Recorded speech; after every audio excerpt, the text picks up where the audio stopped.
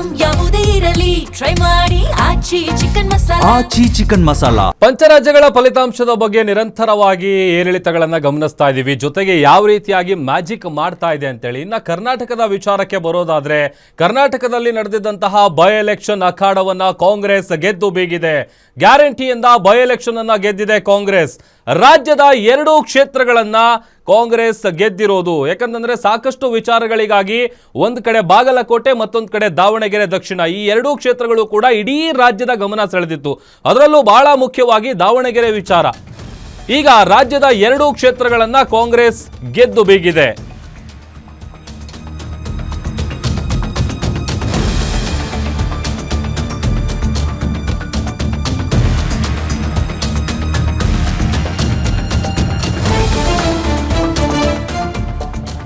By election ಅಖಾಡವನ್ನ Congress ಗೆದ್ದಿದೆ. ಗ್ಯಾರಂಟಿಯಿಂದಾಗಿ by election ಅನ್ನ ಕಾಂಗ್ರೆಸ್ ಗೆದ್ದಿರೋದು. ರಾಜ್ಯದ 2 ಕ್ಷೇತ್ರಗಳಲ್ಲಿ ಬೈ ಎಲೆಕ್ಷನ್ ನಡೆದಿತ್ತು. ಒಂದು ಬಾಗಲಕೋಟೆ, ಮತ್ತೊಂದು ದಾವಣಗೆರೆ ದಕ್ಷಿಣ ಕ್ಷೇತ್ರ. ಈ 2 ಕ್ಷೇತ್ರದಲ್ಲಿ ಕಾಂಗ್ರೆಸ್ ಗೆದ್ದು ಬೀಗಿದೆ. ದಾವಣಗೆರೆ ದಕ್ಷಿಣದಲ್ಲಿ ಸಮರ್ಥ ಶಾಮನೂರು, ಬಾಗಲಕೋಟೆಯಲ್ಲಿ ಉಮೇಶ್ ಮೇಟಿ ಅವರು ಗೆಲುವು ಸಾಧಿಸಿದ್ದಾರೆ. ಸಾಕಷ್ಟು ವಿಚಾರವಾಗಿ ಟಿಕೆಟ್ ಇಶ್ಯೂ ಆದ ದಿನದಿಂದಲೂ ಕೂಡ ದಾವಣಗೆರೆ ದಕ್ಷಿಣ ಕ್ಷೇತ್ರ ಇಡೀ ರಾಜ್ಯದ ಗಮನ ಸೆಳೆದಿತ್ತು. ಆಮೇಲೆ ಬಹಳಷ್ಟು ಕುತೂಹಲ ಕೂಡ ಇತ್ತು. ಒಂದು ಕಡೆ ಪೈಪೋಟಿ ಎಷ್ಟರ ಮಟ್ಟಿಗಿತ್ತು ಅಂತೇಳಿ ನಿರಂತರವಾಗಿ ಬೆಳಗ್ಗಿನಿಂದಲೂ ಕೂಡ ನಾವು ಗಮನಿಸ್ತಾ ಇದ್ದೀವಿ. ಒಂದೊಂದು ಸುತ್ತಿನ ಮತ ಎಣಿಕೆ ಆದಂಥ ಸಂದರ್ಭದಲ್ಲೂ ಕೂಡ ಮುನ್ನಡೆ ಹಿನ್ನಡೆ ಹೆಂಗೆ ಹೋಗ್ತಾ ಇತ್ತು, ಯಾವ ರೀತಿಯಾದಂಥ ಪೈಪೋಟಿ ಇತ್ತು ಅಂತೇಳಿ. ಬಟ್ ಒಂದಷ್ಟು ಲೆಕ್ಕಾಚಾರಗಳು, ಯಾಕಂತಂದರೆ ಸಹಜವಾಗಿ ಕಾಂಗ್ರೆಸ್ಗೂ ಕೂಡ ಭಾಳಷ್ಟು ಕಾನ್ಫಿಡೆನ್ಸ್ ಇತ್ತು. ಈ 2 ಕ್ಷೇತ್ರಗಳ ಬೈ ಎಲೆಕ್ಷನ್ನಲ್ಲಿ ನಾವು ಗೆದ್ದು ಬೀಗ್ತೀವಿ ಅನ್ನುವಂಥ ಆತ್ಮವಿಶ್ವಾಸ ಕೂಡ ಇತ್ತು. ಆಮೇಲೆ ಏನು ಟೊಂಕ ಕಟ್ಟಿ ಅಲ್ಲೇ ಠಿಕಾಣಿ ಹೂಡಿ ಕಾಂಗ್ರೆಸ್ ಸರ್ಕಾರದ ಎಲ್ಲ ಘಟಾನುಘಟಿ ನಾಯಕರು ಕೂಡ ಅಬ್ಬರದ ಮತ ಪ್ರಚಾರಗಳನ್ನು ಮಾಡಿದಂತಹ ಫಲಿತಾಂಶ ಇವತ್ತು ಸಿಕ್ಕಿದೆ. ಅದರ ಪ್ರತಿಫಲ ಸಿಕ್ಕಿದೆ. ಒಂದು ಕಡೆ ಸೆಲೆಬ್ರೇಷನ್ ಕೂಡ ದೊಡ್ಡ ಮಟ್ಟದಲ್ಲಿ ನಡೀತಾ ಇದೆ. ಅತ್ತ ಬಾಗಲಕೋಟೆ, ಇತ್ತ ದಾವಣಗೆರೆ ದಕ್ಷಿಣ 2 ಕ್ಷೇತ್ರವನ್ನು ತನ್ನ ತೆಕ್ಕೆಗೆ ಕಾಂಗ್ರೆಸ್ ಹಾಕ್ಕೊಂಡಿದೆ. ಹೀಗಾಗಿ ಕಾರ್ಯಕರ್ತರು ಎಲ್ಲರೂ ಕೂಡ ಸೆಲೆಬ್ರೇಷನ್ ಅನ್ನು ಮಾಡ್ತಾ ಇದ್ದಾರೆ. ಅದರ ಜೊತೆಗೆ ನಿರಂತರವಾಗಿ ನಾವು ಗಮನಿಸ್ತಾ ಇದ್ದೀವಿ. ಯಾಕಂತಂದರೆ ಪಂಚರಾಜ್ಯಗಳ ಚುನಾವಣೆಯ ಫಲಿತಾಂಶದ ಕುತೂಹಲ ಒಂದು ಕಡೆ ಆದರೆ, ಮತ್ತೊಂದು ಕಡೆ ರಾಜ್ಯದ ಪಾಲಿಗೆ ನಡೆದಂತಹ ಬೈ ಎಲೆಕ್ಷನ್ನಲ್ಲಿ ಏನಾಗುತ್ತೆ ಅನ್ನುವಂಥ ಒಂದಷ್ಟು ಲೆಕ್ಕಾಚಾರಗಳು.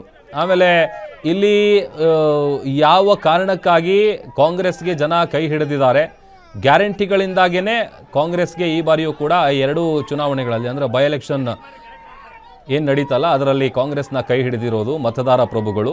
ಆಮೇಲೆ ಈಗಷ್ಟೇ DCM DK ಶಿವಕುಮಾರ್ ಅವರು ಕೂಡ ಮಾತನಾಡ್ತಾ ಇದ್ರು, ಸಾಕಷ್ಟು ವಿಚಾರಗಳನ್ನು ಹೇಳ್ತಾ ಇದ್ರು. ಯಾರೆಲ್ಲ ನಮ್ಮ ಪಕ್ಷಕ್ಕೆ ಮತಗಳನ್ನು ಹಾಕಿದ್ದಾರೆ ಅವರೆಲ್ಲರಿಗೂ ಕೂಡ ಅಭಿನಂದನೆಗಳನ್ನು ತಿಳಿಸ್ತಾ ಇದ್ರು, ಜೊತೆಗೆ ಧನ್ಯವಾದಗಳನ್ನು ಹೇಳ್ತಾ ಇದ್ರು. ಸದ್ಯ ಈಗ ಸೆಲೆಬ್ರೇಷನ್ ಎಷ್ಟರ ಮಟ್ಟಿಗೆ ನಡೀತಾ ಇದೆ ಅಂತೇಳಿ ನಾವು ಗಮನಿಸ್ತಾ ಇದ್ದೀವಿ. ಯಾವಾಗ ಟಿಕೆಟ್ ವಿಚಾರದಿಂದ ಶುರುವಾದಂತಹ ಗೊಂದಲ, ಬಟ್ ಒಂದು ಕಡೆ ಎಲ್ಲೋ ನೆಗೆಟಿವ್ ಆಗಿ ಒಂದಷ್ಟು ಲೆಕ್ಕಾಚಾರಗಳು ಕೂಡ ಇತ್ತು. ಏನೋ ಪಕ್ಷ ವಿರೋಧಿ ಚಟುವಟಿಕೆ ಆಗಿದೆ, ಅವರ ವಿರುದ್ಧನೇ ಒಂದಷ್ಟು ಜನ ಕೆಲಸ ಮಾಡಿದ್ದಾರೆ, ಈ ಥರದ್ದೆಲ್ಲ ಆಯಾಮದಲ್ಲಿ ನಾವು ಭಾಳಷ್ಟು ಬೆಳವಣಿಗೆಗಳನ್ನು ಕೂಡ ನೋಡಿದ್ವಿ. ಬಟ್ ಅದನ್ನೆಲ್ಲ ಹೊರತುಪಡಿಸಿದ್ರೆ ಅಪಾರ್ಟ್ ಫ್ರಮ್ ದಟ್ ಅಲ್ಲಿ ಕಾಂಗ್ರೆಸ್ ಗ್ಯಾರಂಟಿಯಿಂದಾಗಿ ಗೆದ್ದು ಬೀಗಿದೆ. ಅತ್ತ ಬಾಗಲಕೋಟೆಯಲ್ಲೂ ಕೂಡ ಮತದಾರ ಪ್ರಭುಗಳು ಕಾಂಗ್ರೆಸ್ ಕೈ ಹಿಡಿದಿದ್ದಾರೆ. ಇತ್ತ ದಾವಣಗೆರೆ ದಕ್ಷಿಣದಲ್ಲೂ ಕೂಡ ಮತದಾರ ಪ್ರಭುಗಳು ಕಾಂಗ್ರೆಸ್ನ ಕೈ ಹಿಡಿದಿದ್ದಾರೆ. ಸಹಜವಾಗಿ 2 ಕ್ಷೇತ್ರದಲ್ಲಿ ಬಹಳ ಅಂತರದಿಂದ ಗೆಲುವು ಸಾಧಿಸ್ತಾ ಇದ್ದಂತೆಯೇ ಅಲ್ಲಿ ಸಂಭ್ರಮಾಚರಣೆ ಕೂಡ ಮುಗಿಲು ಮುಟ್ಟಿದೆ. ದೊಡ್ಡ ಮಟ್ಟದಲ್ಲಿ ಸೆಲೆಬ್ರೇಷನ್ ಅನ್ನು ಕೂಡ ಕಾಂಗ್ರೆಸ್ನ ಲೀಡರ್ಸ್ಗಳು ಮಾಡ್ತಾ ಇದ್ದಾರೆ. ಸಮರ್ಥ ಶಾಮನೂರು ಅವರ ಪರವಾಗಿ, ಯಾಕಂತಂದರೆ ಅಂತರ ಏನು ನಾವು ನೋಡ್ತಾ ಇದ್ದೀವಲ್ಲ, ಆ ಭಾರಿ ಅಂತರದಿಂದಾಗಿ ಅವರನ್ನು ಗೆಲ್ಲಿಸಿರೋದು. ಆಮೇಲೆ ಸಮರ್ಥ ಅವರ ವಿರುದ್ಧವಾಗಿ ಒಂದಷ್ಟು ಜನ ಕೆಲಸ ಮಾಡಿದ್ದಾರೆ, ಅವರನ್ನು ಸೋಲಿಸಬೇಕು ಅಂತೇಳಿ ಒಳಗಡೆನೇ ಒಂದಷ್ಟು ಲೆಕ್ಕಾಚಾರಗಳು ಅಥವಾ ಗೋಲ್ಮಾಲ್ಗಳು ನಡೆದಿತ್ತು ಅನ್ನುವಂಥ ಆಯಾಮದಲ್ಲೂ ಕೂಡ ಒಂದಷ್ಟು ಚರ್ಚೆಗಳು ಕೇಳಿಬಂದಿತ್ತು. ಬಟ್ ಅದನ್ನೆಲ್ಲದನ್ನು ಹೊರತುಪಡಿಸಿದ್ರೆ ಯಾಕೆ ಅಂತ ಅಂದರೆ ಬಹಳ ಕಾನ್ಸಂಟ್ರೇಟ್ ಮಾಡಿತ್ತು ಕಾಂಗ್ರೆಸ್ಸು. BJP ಕೂಡ ಮಾಡಿತ್ತು, ಇಲ್ಲ ಅಂತಲ್ಲ. ಬಟ್ ಕಾಂಗ್ರೆಸ್ಸು ಸ್ವಲ್ಪ ಒಂದು ರೀತಿ ಪ್ರತಿಷ್ಠೆ ಇದು. ಯಾಕಂತಂದರೆ ಬೈ ಎಲೆಕ್ಷನ್ ಆದಂಥ ಸಂದರ್ಭದಲ್ಲಿ ಈಗ ಆಡಳಿತ ಪಕ್ಷ ಆಗಿರುವಂಥ ಕಾಂಗ್ರೆಸ್ಸಿಗೆ ಏನಾದರೂ ಸೋಲಾದರೆ ಅದು ಮುಂಬರುವಂಥ ಚುನಾವಣೆಗಳಿಗೆ ಒಂದು ರೀತಿ ದಿಕ್ಸೂಚಿ ಆಗುತ್ತೆ. ಅದು ಜನಗಳು ಕೊಡುವಂಥ ಒಂದು ಮೆಸೇಜ್ ಆಗುತ್ತೆ. ಆ ಥರದ ಮೆಸೇಜ್ ಪಾಸ್ ಆದರೆ ಅಲ್ಲಿಗೆ ಮುಂಬರುವಂಥ 2028ರ ಸಂದರ್ಭದಲ್ಲಿ ನಡೆಯುವಂಥ ವಿಧಾನಸಭಾ ಚುನಾವಣೆಯಲ್ಲಿ ಸಹಜವಾಗಿ ಬೇರೆ ರೀತಿಯಾದಂಥ ಮೆಸೇಜ್ ಪಾಸ್ ಆಗುತ್ತೆ. ಹಾಗಾಗಿ ಕಾಂಗ್ರೆಸ್ಸು ಇದನ್ನು ಭಾಳ ಪ್ರತಿಷ್ಠೆಯಾಗಿ ತೆಗೆದುಕೊಂಡು ಅಲ್ಲೇ ಇದ್ದು ಅಬ್ಬರದ ಪ್ರಚಾರಗಳನ್ನು ಮಾಡಿ, ಕ್ಯಾಂಪೇನ್ಗಳನ್ನು ಮಾಡಿ, ಮೆರವಣಿಗೆಗಳನ್ನು ಮಾಡಿ ಹೇಗಾದರೂ ಬಾರಿ ಬೈ ಎಲೆಕ್ಷನ್ 2ರಲ್ಲೂ ಕೂಡ ಗೆದ್ದು ಬೀಗಬೇಕು ಅನ್ನುವಂಥ ಲೆಕ್ಕಾಚಾರದಲ್ಲಿ ಭಾಳಷ್ಟು ಕಸರತ್ತನ್ನು ನಡೆಸಿತ್ತು ಕಾಂಗ್ರೆಸ್ ನಡೆಸಿದಂತಹ ಆ ಒಂದು ಸ್ಟ್ರಾಟಜಿ, ಜೊತೆಗೆ ಕಾಂಗ್ರೆಸ್ ಮಾಡಿದಂತಹ ಆ ಒಂದು ತಂತ್ರಗಳು ಎಲ್ಲವೂ ಕೂಡ ಇಲ್ಲಿ ವರ್ಕೌಟ್ ಆಗಿ ಕೊನೆಗೆ ಈಗ ಮತದಾರ ಪ್ರಭುಗಳು ಕಾಂಗ್ರೆಸ್ಗೆ ಜೈ ಎಂದಿದ್ದಾರೆ.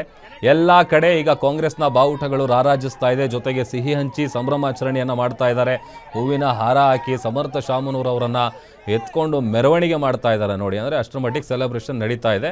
ಅದರ ಜೊತೆಗೆ ಇನ್ನೊಂದಷ್ಟು ವಿಚಾರಗಳು ಈ ದಾವಣಗೆರೆ ವಿಚಾರಕ್ಕೆ ಯಾವಾಗ ಟಿಕೆಟ್ ಇಶ್ಯೂ ಆಯ್ತಲ್ಲ ಅಲ್ಲಿಂದಲೂ ಕೂಡ ಅದೇ ಕಾರಣಕ್ಕಾಗಿಯೇ ದಾವಣಗೆರೆ ದಕ್ಷಿಣ ಕ್ಷೇತ್ರ ಇಡೀ ರಾಜ್ಯದ ಗಮನ ಸೆಳೆದಿತ್ತು. ಯಾಕೆ ಅಂತಂದರೆ ಒಂದಷ್ಟು ಟೀಮ್ಗಳೇನಿದೆ ಅವರು ವಿರುದ್ಧವಾಗಿ ಕೆಲಸ ಮಾಡಿದರು. ಹಾಗಾಗಿ ಪಕ್ಷ ವಿರೋಧಿ ಚಟುವಟಿಕೆ ಮೇಲೆ ಅವರನ್ನು ಪಕ್ಷದಿಂದ ವಜಾ ಮಾಡೋದು ಈ ಥರದ್ದೆಲ್ಲ ಬೆಳವಣಿಗೆಗಳು ಕೂಡ ಆಗಿತ್ತು.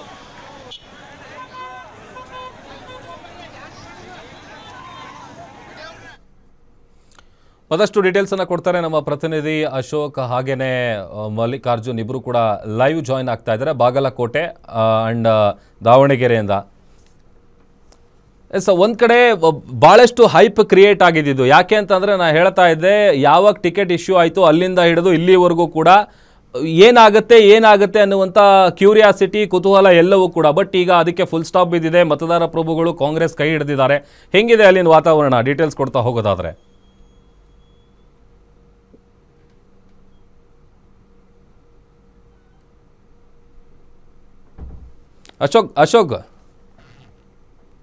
ಅಶೋಕ್ ಮಾತನಾಡಿ. ಪ್ರಭು, ಏನಂದ್ರೆ ಬಾಗಲಕೋಟೆಯಲ್ಲಿ ಸಾಕಷ್ಟು ಹಲೋ ಬಾಗಲಕೋಟೆಯಲ್ಲಿ ಕ್ಷೇತ್ರವಾಗಿ ಉಪಚುನಾವಣೆ ಏನು ಶಾಸಕರಾಗಿದ್ದಂತ ಎಚ್ ವೈ ಮೇಟಿ ಅವರ ನಿಧನದಿಂದಾಗಿ ಸ್ಥಾನಕ್ಕೆ ಒಂದು ಚುನಾವಣಾ ಪ್ರಕ್ರಿಯೆ ಘೋಷಣೆ ಆದಾಗಿಂದ ಕೂಡ ಅವರ ಕುಟುಂಬದಲ್ಲಿ ಟಿಕೆಟ್ ಗೊಂದಲ ಏರ್ಪಟ್ಟು ಸಾಕಷ್ಟು ಜನ ಏನು ಗೊಂದಲ ಮತ್ತು ಒಂದು ರೀತಿಯ ಕಲಹ ಉಂಟಾಗಿತ್ತು. ಆದ್ರೆ ಆರಂಭದಲ್ಲಿ ಕಾಂಗ್ರೆಸ್ ಗಿಂಡಿ ಆಗುತ್ತೆ, ಯಾಕಂದ್ರೆ ಟಿಕೆಟ್ ಇದೆ ಅನ್ನೋ ಒಂದು ಮಾತು ವ್ಯಕ್ತಪಟ್ಟಿದ್ದು.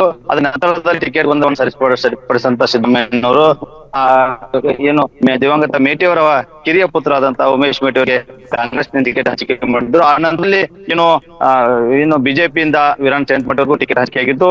ಏನು ಚುನಾವಣೆ ಏಪ್ರಿಲ್ 9ರಂದು ನಡೆದಂತ ಚುನಾವಣೆಗಾಗಿ ಆ ಹಿನ್ನೆಲೆಯಲ್ಲಿ ಚುನಾವಣೆ ಪ್ರಕ್ರಿಯೆಯಲ್ಲಿ ಸಿಎಂ ಸಿದ್ದರಾಮಯ್ಯನವರು 6 ದಿನಗಳ ಕಾಲ ಆ ಪ್ರಮಾಣವಾಗಿದ್ದಂತಹ ಮೇಟಿ ಅವರ ಪುತ್ರನ ಗೆಲುವಾಗಿ ಸಾಕಷ್ಟು ಶ್ರಮಿಸಿದ್ರು. ಈ ಭಾಗದ ಅಹಿಂದ ನಾಯಕ ಸತೀಶ್ ಜಾರಕಿಹೊಳಿ 2 ತಿಂಗಳ ಕಾಲ ಚುನಾವಣಾ ಪೂರ್ವದಲ್ಲಿ ಸಾಕಷ್ಟು ಕಾರ್ಯತಂತ್ರವನ್ನು ನಡೆದಿದ್ರು. ಆ ತಂತ್ರ ಇವತ್ತಿನ ಈ ಒಂದು ಫಲಿತಾಂಶಕ್ಕೆ ಕಾರಣವಾಗಿರುವಂತ ಸುಮಾರು ದಾಖಲೆ ಏನು ಮತಗಳನ್ನ ಪಡೆದು ಉಮೇಶ್ ಆಗಿರುವಂತದ್ದು. ಯಾಕಂದ್ರೆ ಈವರೆಗೂ ಕೂಡ ಯಾವುದೇ ಚುನಾವಣೆಯಲ್ಲಿ ಕೂಡ 21,860 ಮತಗಳನ್ನು ಬಂತು ಉಮೇಶ್ ಮೆಟ್ಟಿ. ಈವರೆಗೂ ಕೂಡ 20,000 ಮತಗಳ ಅಂತರದಲ್ಲಿ ಯಾರು ಕೂಡ ಈ ಬಾಗಲಕೋಟೆ ಕ್ಷೇತ್ರದಿಂದ ಗೆಲ್ಲಲಿಲ್ಲ. ಅದರ ದಾಖಲೆಯ ಮತಗಳನ್ನು ನೋಡಿದಂತಹ ಉಮೇಶ್ ಮೆಟ್ಟಿ ಅವರು ಇದೀಗ ಇನ್ನು ಮಾಜಿ ಶಾಸಕ ಬಿಜೆಪಿಯ ಮಾಜಿ ಶಾಸಕ ಆದಂತಹ ಚಿರಂಜೀವಿ ಮಠ ವಿರುದ್ಧ ಭರ್ಜರಿಯಾಗಿ ಗೆಲುವು ಸಾಧಿಸುವ ಮೂಲಕ ಈ ಒಂದು ಏನು ತಂದೆಯ ಅನುಕಂಪದ ಅಲೆ ಜೊತೆಗೆ ಕಾಂಗ್ರೆಸ್ನ ಪಂಚ ಗ್ಯಾರಂಟಿಗಳ ಸಹಾಯ ಕೂಡ ಇಲ್ಲಿ ಈ ಒಂದು ಕಾಂಗ್ರೆಸ್ ಅಭ್ಯರ್ಥಿಗೆ ಪೂರಕವಾಗಿ ಕೆಲಸ ಮಾಡಿರುವುದು. ಅದಲ್ಲದೆ ಏನು ಸಚಿವರಾದಂತಹ ಸತೀಶ್ ಜಾರಕಿಹೊಳಿ ಏನಿದೆ ಅದು 2 ತಿಂಗಳ ಬಿಫೋರ್ ಏನಿದೆ ಎಲೆಕ್ಷನ್ ಬಿಫೋರ್ ಸಾಧಕ ಬಾಧಕಗಳನ್ನ ಏನು ಇಲ್ಲಿ ಕುತ್ಕೊಂಡು ತಾಳೆ ಮಾಡಿ ಆ ಒಂದು ಬಾಧಕಗಳನ್ನ ಒಂದು ಸರಿಪಡಿಸುವ ಕೆಲಸಕ್ಕೆ ಏನು ಇವರು ಸಚಿವರ ತಂಡ ನಿರತವಾಗಿತ್ತು. ಅದಲ್ಲದೆ ತಂಡೋಪತವಾಗಿ ಸಚಿವ ಇಲ್ಲಿ ಬಿಟ್ಟು ತಮ್ಮ ಸಮುದಾಯಗಳ ಮತಗಳ ಕೂಡಿನ ಮಾಡುವಲ್ಲಿ ಸಾಕಷ್ಟು ಶ್ರಮ ವಹಿಸಿದ್ರು. ಆ ಎಲ್ಲ ಶ್ರಮ ಕೂಡ ಇವಾಗ ಕಾಂಗ್ರೆಸ್ ಪಕ್ಷಕ್ಕೆ ಫಲಪ್ರದವಾಗಿರುವಂತದ್ದು. ಆ ಹಿನ್ನೆಲೆಯಲ್ಲಿ ದಾಖಲೆ ಮತಗಳಿಂದ ಬಿಜೆಪಿ ಅಭ್ಯರ್ಥಿ ವಿರುದ್ಧ ಕಾಂಗ್ರೆಸ್ನ ಅಭ್ಯರ್ಥಿ ಉಮೇಶ್ ಮೆಟ್ಟಿ ಆಗಿರುವಂತದ್ದು. ಪ್ರಭು, ಒಟ್ಟಾರೆ ಈ ಸದ್ಯದ ಮಟ್ಟಿಗೆ ಹೇಳೋದಾದ್ರೆ ಕಾಂಗ್ರೆಸ್ ಯಾಕಂದ್ರೆ ಪ್ರತಿಷ್ಠಿತ ಕನವತ್ತು ದಿವಂಗತ ಮೇಟಿಯವರನ್ನ ಕ್ಷೇತ್ರ ಇದಾಗಿತ್ತು. ಕಾಂಗ್ರೆಸ್ ಶಾಸಕರಿಂದಾಗಿ ಸರ್ಕಾರಕ್ಕೆ ಇದೊಂದು ಪ್ರತಿಷ್ಠೆಯ ಪ್ರಶ್ನೆ ಆಗಿತ್ತು. ಮತ್ತೆ ಈ ಬಿಜೆಪಿ ಸವಾಲಿನ ಏನು ಪ್ರಶ್ನೆ ಆಗಿತ್ತು. ಯಾಕಂದ್ರೆ ಸರ್ಕಾರದ ವಿರುದ್ಧ ಇಲ್ಲಿ ದುರ್ಬಲ ಮತ್ತು ಅಧಿಕಾರದ ಬಲವನ್ನ ಹಣದ ಬಲವನ್ನ ಮೀರಿ ಬಿಜೆಪಿ ಗೆಲುವಾಗಿತ್ತು. ಅದನ್ನ ಗೆಲುವಲ್ಲಿ ಏನು ಬಿಜೆಪಿ ವಿಫಲವಾಗಿರುವಂತದ್ದು. ಅಲ್ಲೂ ಕೂಡ ಮಾಜಿ ಸಿಎಂ ಮಾಜಿ ಸಚಿವರು ಕೂಡ ಒಂದು ಸಾಕಷ್ಟು ಶ್ರಮವಹಿಸಿ ಇಲ್ಲಿ ಅಭ್ಯರ್ಥಿ ಪರವಾಗಿ ವಿಚಾರಣೆ ನಡೆಸೋದು ಕೂಡ ಇಲ್ಲಿ ಫಲಪ್ರದವಾಗಿಲ್ಲ. ಆದ್ರೆ ಬಿಜೆಪಿಗೆ ನಗರ ಭಾಗವನ್ನ ನೆಚ್ಚಿಕೊಂಡಿದ್ದಂತಹ ಬಿಜೆಪಿಗೆ ನಗರ ಭಾಗದಲ್ಲಿಯೇ ಈಗ ಹೊಡೆತ ಕೊಟ್ಟಿರುವಂತ ಮತದಾರರು. ಯಾಕಂದ್ರೆ ಸಾಕಷ್ಟು ಭದ್ರಕೋಟೆ ಬಿಜೆಪಿ ಭದ್ರಕೋಟೆ ಅಂತ ಇಲ್ಲಿ ನಗರ ಪ್ರದೇಶವನ್ನ ಬಿಂಬಿಸಲಾಗ್ತಿತ್ತು. ಬಿಜೆಪಿಗೆ ನಗರ ಪ್ರದೇಶದಲ್ಲೇ ಮುಖಭಂಗ ಉಂಟಾಗುವಂತದ್ದು. ಯಾಕಂದ್ರೆ ಆರಂಭಿಕ ಹಂತದಲ್ಲಿ ಏನು ಮೊದಲ ಹಂತದ ಮತ ಎಣಿಕೆ ಕಾರ್ಯದಲ್ಲಿ 10,000ಕ್ಕೂ ಅಧಿಕ ಮತಗಳ ಅಂತರದಲ್ಲಿ ಮುನ್ನಡೆಸಿದಂತ ಕಾಂಗ್ರೆಸ್ 23 ಏನು ಮತ ಕೂಡ ಒಂದೇ ಒಂದು ಮತಗಳ ಮುನ್ನಡೆಯನ್ನ ಬಿಜೆಪಿ ಪಡೆಯಲಿಲ್ಲ. ಕಾಂಗ್ರೆಸ್ ಮಾತ್ರ ಸಾಕಷ್ಟು 10,000 ಅಂತರದಲ್ಲೇ ಪ್ರತಿ ಸುತ್ತಿನಲ್ಲೂ ಮುನ್ನಡೆಸಾಗ್ತು. ಹೀಗಾಗಿ 21,866 ಮತಗಳಷ್ಟು ಅಂತರದಲ್ಲಿ ಬಿಜೆಪಿ ಅಭ್ಯರ್ಥಿ ಏನು ಓಕೆ ಅಶೋಕ್ ಹಾಗೆ ನಾನು ಮಾತನಾಡಿಸ್ತೀನಿ ನಿಮ್ಮನ್ನ. ಹಾಗೆ ರೀ ಮಲ್ಲಿಕಾರ್ಜುನ್, ಈಗ ಇಡೀ ರಾಜ್ಯದ ಗಮನ ಸೆಳೆದಿತ್ತು ದಾವಣಗೆರೆ ದಕ್ಷಿಣ ಕ್ಷೇತ್ರ. ಯಾಕಂತಂದ್ರೆ ಟಿಕೆಟ್ ಕೊಟ್ಟಾಗಿಂದ ಹಿಡಿದು ಇಲ್ಲಿವರೆಗೂ ಸಾಕಷ್ಟು ಅಂತೆ ಚರ್ಚೆಗಳು ನಡೀತಾ ಇತ್ತು. ಬಟ್ ಇಲ್ಲಿ ಕಾಂಗ್ರೆಸ್ಗೆ ಯಾವೆಲ್ಲ ವಿಚಾರಗಳು ಪ್ಲಸ್ ಆಯ್ತು, ಹೇಗಿದೆ ಅಲ್ಲಿ ಈಗ ಸೆಲೆಬ್ರೇಷನ್? ಹೌದು ಪ್ರಭು, ಏನಂತಂದ್ರೆ ತೀರ ಪ್ರತಿಷ್ಠೆಯ ಕಣವಾಗಿ ಮಾರ್ಪಟ್ಟಿರ್ತಕ್ಕಂತಹ ದಾವಣಗೆರೆ ದಕ್ಷಿಣ ಕ್ಷೇತ್ರ ಏನಿದೆ, ಕಳೆದ 4 ಬಾರಿ ಅಂದ್ರೆ ಶಾಮನೂರು ಶಿವಶಂಕರಪ್ಪನವರು ಸತತವಾಗಿ ಗೆದ್ಕೊಂಡು ಬಂದಿರತಕ್ಕಂಥದ್ದು. ಈ ಸಂದರ್ಭದಲ್ಲಿ 4 ಬಾರಿ ಕೂಡ ಬಿಜೆಪಿ ಸೋಲನ್ನು ಅನುಭವಿಸಿತ್ತು. ಆದ್ರೆ ಶಾಮನೂರು ಶಿವಶಂಕರಪ್ಪನವರು ಕಾಲವಾದ ನಂತರದಲ್ಲಿ ಅವರ ಮೊಮ್ಮಗನಾಗಿರ್ತಕ್ಕಂತಹ ಸಮರ್ಥ ಶಾಮನೂರ್ ಅವರಿಗೆ ಇದನ್ನು ಟಿಕೆಟ್ ಅನ್ನ ಕೊಡ್ತಾರೆ. ಈ ಟಿಕೆಟ್ ಕೊಡುವಂತಹ ಸಂದರ್ಭದಲ್ಲಿ ಹಲವು ರೀತಿಯಾದಂತಹ ಗೊಂದಲಗಳು ಉಂಟಾಗಿರ್ತಕ್ಕಂಥದ್ದು. ಅದರಲ್ಲೂ ಪ್ರಮುಖವಾಗಿ ಮುಸ್ಲಿಂ ಸಮಾಜ ಏನಿದೆ, ಏನು ಸಮರ್ಥ ಶಾಮನೂರ್ ಅವರಿಗೆ ಟಿಕೆಟ್ ಕೊಡುವಂತಹ ಸಂದರ್ಭದಲ್ಲಿ ತೀರಾ ವಿರೋಧವನ್ನು ವ್ಯಕ್ತಪಡಿಸಿತ್ತು. ಯಾಕಂತಂದ್ರೆ ಇಡೀ ದಾವಣಗೆರೆ ದಕ್ಷಿಣ ಕ್ಷೇತ್ರದಲ್ಲಿ 86,000ಕ್ಕಿಂತ ಅಧಿಕ ಮತದಾರರು ಈ ಒಂದು ದಾವಣಗೆರೆ ದಕ್ಷಿಣ ಕ್ಷೇತ್ರದಲ್ಲಿ ಮುಸ್ಲಿಂ ಸಮಾಜ ಇರುತ್ತೆ. ಆ ಒಂದು ಹಿನ್ನೆಲೆಯಲ್ಲಿ ಶಾಮನೂರು ಶಿವಶಂಕರಪ್ಪ ಅವರು ಕಾಲವಾಗುವಂತ ಮುಂಚಿತವಾಗಿ ನಮ್ಮ ನಂತರದಲ್ಲಿ ಏನು ಮುಸ್ಲಿಂ ಸಮಾಜಕ್ಕೆ ನಾವು ಟಿಕೆಟ್ ಅನ್ನು ಕೊಡ್ತೀವಿ ಅನ್ನುವಂತ ಒಂದು ಭರವಸೆ ನೀಡಿದ್ರು. ಆ ಒಂದು ಹಿನ್ನೆಲೆಯಲ್ಲಿ ಈ ಬಾರಿ ಕೂಡ ಟಿಕೆಟ್ ಸಿಗುವಂತ ಒಂದು ನಿರೀಕ್ಷೆಯಲ್ಲಿ ಮುಸ್ಲಿಂ ಸಮಾಜ ಇತ್ತು. ಅದಾದ ನಂತರದಲ್ಲಿ ಸಮರ್ಥ ಶಾಮನೂರ್ ಅವರಿಗೆ ಟಿಕೆಟ್ ಸಿಗುತ್ತೆ. ಇದಾದ ನಂತರದಲ್ಲಿ ಏನು ಮುಸ್ಲಿಂ ಅವರಿಗೆ ಒಂದು ಬಂಡಾಯವನ್ನು ಹೇರುವಂತದ್ದು, ಅಂದ್ರೆ ಬಂಡಾಯ ಹೇಳುತ್ತೆ ಒಂದು ಕಾಂಗ್ರೆಸ್ ವಿರುದ್ಧವಾಗಿ, ಅದ್ರ ಜೊತೆಗೆ ಶಾಮನೂರ್ ಕುಟುಂಬವಾಗಿ ಕೂಡ ಒಂದು ತಿರುಗಿ ಬಿಡುವಂತ ಒಂದು ಕೆಲಸವಾಗುತ್ತೆ. ಈ ಸಂದರ್ಭದಲ್ಲಿ ಏನು SDPI ಒಂದು ಪಕ್ಷ ಏನೈತಿ ಈ ಸಂದರ್ಭದಲ್ಲಿ ಉಟ್ಕೊಳ್ತಕ್ಕಂಥದ್ದು. ಅದೇ ರೀತಿಯಾಗಿ ಏನು 24 ಜನರು ಮುಸ್ಲಿಂ ಏನು ಸಮಾಜದಿಂದ ಈ ಬಾರಿ ಚುನಾವಣಾ ಕಡೆಗೆ ನಿಂತಿದ್ದಾರೆ. ಆದ್ರೆ ಒಳಗೆ ಅವರನ್ನ ಸರಿ ಮಾಡುವಂತ ಮುಖಾಂತರವಾಗಿ ಕೇವಲ ಕೊನೆಗೆ 13 ಜನರು ಉಳ್ಕೊಳ್ತಾರೆ. ಅದಾದ ನಂತರದಲ್ಲಿ ಕೆಲವೊಂದು ಮುಸ್ಲಿಂ ಮುಖಂಡರು ಕೂಡ ತಟಸ್ಥ ನೀತಿಯನ್ನು ಅನುಸರಿಸುವಂತದ್ದು. ಈ ವೇಳೆಯಲ್ಲಿ ಹಲವು ರೀತಿಯಾದ ಗೊಂದಲಗಳು ಉಂಟಾಗುತ್ತವೆ. ಅದೇ ವಿಚಾರಕ್ಕೆ ಸಂಬಂಧಪಟ್ಟಂತೆ ಇಡೀ ಗ್ರಾಮಾಂತರ ಪ್ರದೇಶದಲ್ಲಿ, ನಗರ ಪ್ರದೇಶದಲ್ಲಿ ಪ್ರತಿನಿತ್ಯ ಕೂಡ ಸುತ್ತಾಡಿ ಒಂದು ಚುನಾವಣಾ ಪ್ರಚಾರ ಕೈಗೊಳ್ತಾರೆ. ಈ ಸಂದರ್ಭದಲ್ಲಿ ಕೂಡ ಬಿಜೆಪಿ ಏನಿದೆ ಇದನ್ನ ಪ್ಲಸ್ ಪಾಯಿಂಟ್ ಆಗಿ ಮಾಡ್ಕೊಳ್ತಕ್ಕಂಥದ್ದು. ಅಂದ್ರೆ ಅಫ್ಸರ್ ಕೊಡ್ಲಿಪೇಟೆ ಏನಿದ್ದಾರೆ SDPI ಏನು ಮುಖಂಡರು ಅಭ್ಯರ್ಥಿಗಳು ಇರ್ತಾರೆ, ಅವರ ಪರವಾಗಿ ಅಥವಾ ಅವರ ಒಲವು ಕೂಡ ಏನು ಮುಸ್ಲಿಂ ಮತಗಳನ್ನ ಹೇಳ್ಕೊಳ್ತಾರೆ ಅನ್ನೋ ಒಂದು ನಿರೀಕ್ಷೆಯಲ್ಲಿತ್ತು. ಆದ್ರೆ ಅವರ ನಿರೀಕ್ಷೆ ಸಂಪೂರ್ಣವಾಗಿ ಹುಸಿಯಾಗಿರ್ತಕ್ಕಂಥದ್ದು. ಎಲ್ಲ ಒಂದೊಂದು ಕಡೆಗೆ ಕೂಡ ಮುಸ್ಲಿಂ ಸಮಾಜವು ಕೂಡ ಈ ಕಾಂಗ್ರೆಸ್ಗೆ ಪೆಟ್ಟು ಕೊಡ್ತಾ ಹೋಗುತ್ತೆ. ಯಾಕಂತಂದ್ರೆ ಹಿಂದೆಂದೂ ಕೂಡ ಏನು ಕಳೆದ 4 ಚುನಾವಣೆ ನಡೆಯುತ್ತೆ, ಶಾಮನೂರು ಶಿವಶಂಕರಪ್ಪ ಗೆಲ್ತಾರೆ.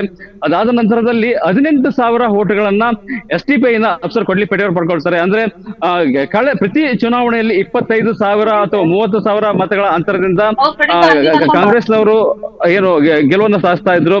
ಆದ್ರೆ ಈ ಬಾರಿ ಸಮರ್ಥ ಶಾಮನೂರ್ ಏನಿದ್ರೆ 4,800 ಮತಗಳ ಅಂತರದಿಂದ ಬಿಜೆಪಿಯ ಸಮೀಪದ ಅಭ್ಯರ್ಥಿಯಾಗಿರ್ತಕ್ಕಂಥ ಶ್ರೀನಿವಾಸ್ ದಾಸ್ಕರಿಯಪ್ಪ ಅವರನ್ನ ಸೋಲಿಸುವಂತದ್ದು. ಅಂದ್ರೆ 68,000 ಮತಗಳಿಂದ ಸಮರ್ಥ ಶಾಮನೂರ್ ಅವರು ಏನು ಮತವನ್ನು ಪಡ್ಕೊಂಡಿದ್ರೆ, ಅದೇ ರೀತಿಯಾಗಿ ಶ್ರೀನಿವಾಸ್ ದಾಸ್ಕರಿಯಪ್ಪನವರು 63,000 ಮತಗಳ ಅಂತರದಿಂದ ಅವರು ಸೋಲನ್ನ ಅನುಭವಿಸ್ತಕ್ಕಂಥ. ಅಂದ್ರೆ ಕೇವಲ 4,800 ಮತಗಳ ಅಂತರದಿಂದ ಏನು ಸಮರ್ಥ ಶಾಮನೂರ್ ಅವರು ಗೆಲ್ತಾರೆ. ಇಲ್ಲಿ ಪ್ಲಸ್ ಪಾಯಿಂಟ್ ಏನಂತಂದ್ರೆ, ಒಂದು ಕಡೆಗೆ ಮುಸ್ಲಿಂ ಸಮಾಜ ಏನು ಕಾಂಗ್ರೆಸ್ ಅವ್ರನ್ನ ತಿರಸ್ಕಾರ ಮಾಡಿದ್ದೆ ಆದ್ರೆ, ಅಂದ್ರೆ ಸುಮಾರು 60,000 ಇಲ್ಲಿ ಮತಗಳು ಆಗಿರ್ತಕ್ಕಂಥದ್ದು. ಅದರಲ್ಲಿ 40,000 ಜನರು ಏನು ಇದ್ದಾರೆ ಅಥವಾ ವೋಟರ್ಸ್ ಏನಿದ್ದಾರೆ, ಮುಸ್ಲಿಂ ಜನ ಇದ್ದಾರೆ, ಅವರು ಕಾಂಗ್ರೆಸ್ಗೆ ಸಪೋರ್ಟ್ ಮಾಡ್ತಕ್ಕಂಥದ್ದು. ಉಳಿದಂತೆ 20,000 ಓಟ್ಗಳು ಏನು SDPIಗೆ ಸಿಗುವಂತದ್ದು. ಇದರ ಜೊತೆಗೆ ಕಾಂಗ್ರೆಸ್ಗೆ ಮತ್ತೊಂದು ಪ್ಲಸ್ ಪಾಯಿಂಟ್ ಏನಂತಂದ್ರೆ, ಗ್ರಾಮಾಂತರ ಪ್ರದೇಶದಲ್ಲಿ ಈ ಬಾರಿ ಏನು ಲಿಂಗಾಯತ ಸಮಾಜ ಏನಿದೆ ಆ ಕಾಂಗ್ರೆಸ್ ಅಭ್ಯರ್ಥಿಯನ್ನ ಕೈ ಹಿಡುವುದರ ಮುಖಾಂತರವಾಗಿ ಎಲ್ಲೋ ಒಂದು ಕಡೆಗೆ ಬಿಜೆಪಿಗೆ ಪೆಟ್ಟು ಕೊಡುವಂಥದ್ದು. ಅಂದ್ರೆ ಸಾಂಪ್ರದಾಯಿಕವಾಗಿ ಲಿಂಗಾಯತ ಸಮಾಜ ಏನಿದೆ ಬಿಜೆಪಿಗೆ ಸಪೋರ್ಟ್ ಮಾಡ್ಕೊಂಡು ಬರ್ತಾ ಇತ್ತು. ಆದ್ರೆ ಈ ಬಾರಿ ಏನು ಬಿಜೆಪಿ ಅಭ್ಯರ್ಥಿ ಏನು ST ಸಮಾಜಕ್ಕೆ ಸೇರಿರುವ ಹಿನ್ನೆಲೆಯಲ್ಲಿ, ಮತ್ತೆ ಕಾಂಗ್ರೆಸ್ ಅಭ್ಯರ್ಥಿ ಇರ್ತಾರಲ್ಲ ಸಮರ್ಥ ಶಾಮೂರು ಅವರು ಏನು ಲಿಂಗಾಯತ ಸಮಾಜಕ್ಕೆ ಸೇರಿರುವ ಹಿನ್ನೆಲೆಯಲ್ಲಿ ಲಿಂಗಾಯತ ಏನು ಕಮ್ಯುನಿಟಿ ಏನಿದೆ ಸಮರ್ಥ ಶಾಮನೂರ್ ಅವರಿಗೆ ಕೈ ಹಿಡುವಂತ ಕೆಲಸವನ್ನು ಮಾಡ್ತಾರೆ. ಇದು ಎಲ್ಲ ಒಂದ್ ಕಡೆಗೆ ಕಾಂಗ್ರೆಸ್ಗೆ ಪ್ಲಸ್ ಪಾಯಿಂಟ್ ಆಗಿರ್ತಕ್ಕಂಥದ್ದು, ಮತ್ತೆ ಬಿಜೆಪಿಗೆ ಒಂದು ಮೈನಸ್ ಪಾಯಿಂಟ್ ಆಗಿರ್ತಕ್ಕಂಥದ್ದು. ಒಟ್ಟಾರೆಯಾಗಿ ಕಳೆದ 4 ಚುನಾವಣೆಯಲ್ಲಿ ದಾವಣಗೆರೆ ದಕ್ಷಿಣ ಕ್ಷೇತ್ರದಲ್ಲಿ ಶಾಮನೂರು ಶಿವಶಂಕರಪ್ಪ ಅವರು ಎತ್ಕೊಂಡ್ ಬರ್ತಾ ಇದ್ರೆ, ಅದೇ ಒಂದು ಗೆಲುವಿನ ನಾಗಾಲೋಟವನ್ನ ಏನು ಸಮರ್ಥ ಶಾಮನೂರ್ ಅವರು ಕೂಡ ಮುಂದುವರಿಸಿರ್ತಕ್ಕಂಥದ್ದು. ಮತ್ತೆ ಈ ಬಾರಿ ಖಾತೆಯನ್ನು ತೆರ್ತೀವಿ ಅನ್ನುವಂತ ಒಂದು ಆಶಾಭಾವದಿಂದ ಇದ್ದಂತಹ ಬಿಜೆಪಿಗೆ ಮತ್ತೆ ಅದೇ ಒಂದು ಸೋಲು ಮತ್ತೆ ಕಹಿ ನೆನಪನ್ನ ಉಂಟು ಮಾಡಿರ್ತಂತ ಹೇಳ್ಬೋದು Prabhu. Okay, thank you Ashok and thank you Mallikarjun, ಇಬ್ರಿಗೂ ಕೂಡ ಥ್ಯಾಂಕ್ ಯು.